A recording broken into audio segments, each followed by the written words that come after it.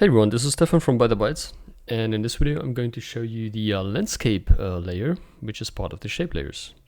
Now that landscape layer allows you to create different landscape styles within seconds, within milliseconds actually. It's really fast, and you can create mountains and cracks and many more.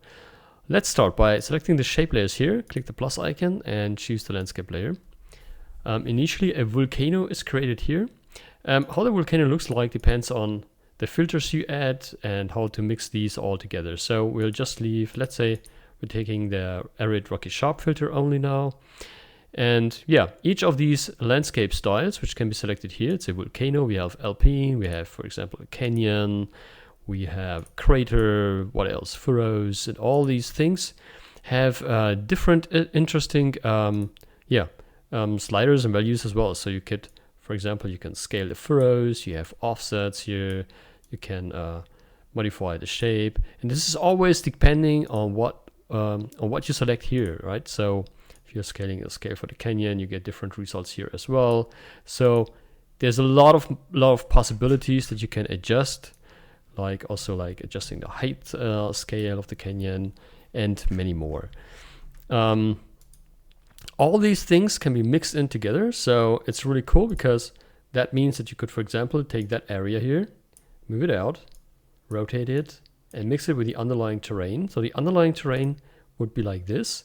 You do not have to use the underlying terrain. Actually, you could also do a nice trick like adding a sculpt layer here, move it below the landscape layer, and the sculpt layer initially clears the underlying terrain. So once you have that, you can use the landscape layers to combine them with other type of landscape layer types. So let's just add another landscape layer here.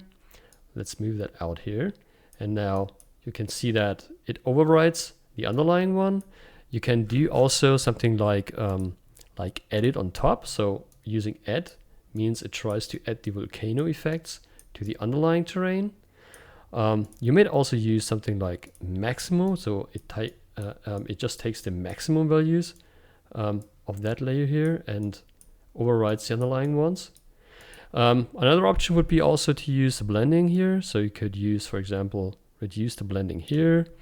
Let's put back to override, and with that, with that blending here, this would be my my volcano here, for example, right, which is very small now.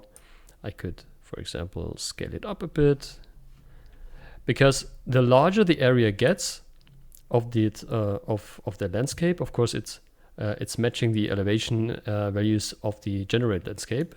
So I can, as you can see, we can use these to mix them in and create something on its own with different results. On top of that, of course, it's possible to use the landscapes for materials as well. So I'm just going very roughly through the materials here. It's pretty easy because it also works for the filters. So let's see, first use the materials and then try to use them on the filters too. Okay, so I'm going to add a gradient material. This is just an example.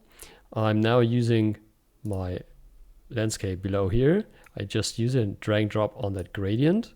And now I'm going to select the preset here. I'm using, let's take whatever like this. And I'm going to adjust a little bit the blending. So I'm making this like absolute back. We have to reduce the height scale because this is something that was changed, and we are adding a distribution. Could be like example a height gradient. And then we can do things like having a blend size, as you can see here, which goes along the borders. We can make it blending more like this, and that way, of course, it's now possible to blend them together. So if we add another material, a gradient, let's choose something completely different. Let's choose something like this here. We're using it for this landscape here, adding it all together. Now we're choosing that landscape here, the blend size, reducing it a bit, making it round. And now what we need, because it's a gradient, we need a gradient distribution. So we use it again, a height gradient. And now if I'm moving my landscape here, you can see that materials are applying automatically, and we have that blending between them. That's actually what I wanted to achieve. So you can see that you can create multiple landscape with different styles, give them different materials, and they are blending into each other, and you have really interesting design probabilities. Now this also works for the filters. So I'm using two filters that are very obvious, just for you to see how that works on filters. So I'm going to use a block filter here, and I'm going to use that block filter for this landscape only. So if I apply it, you can already see the block filter is applied to that landscape only. And for the other one, I'm choosing, let me quickly see, we're choosing a distort filter. That's good. So we're choosing the landscape, drag and drop on the distort, and we got that done. And now see how the filter blending is performed here as well. So we have the blocks, we have the distort, and the blocks are get distorted here at the edges. Yeah, the materials are applied, and it looks pretty interesting. So you have tons of interesting combination possibilities. And yeah, if you disable the sculpting, you get on top of the things here. You can also, if you enable the sculpting, you can also paint things here in, and yeah, you know, filling a little bit the holes that you don't like and all that stuff.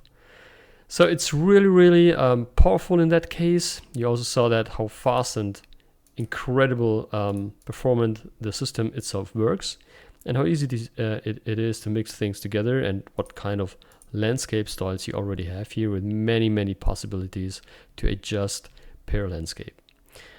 Okay, that was it for the introduction for the landscape layer. Hope you enjoyed, and yeah, have a great day, stay safe, and bye bye.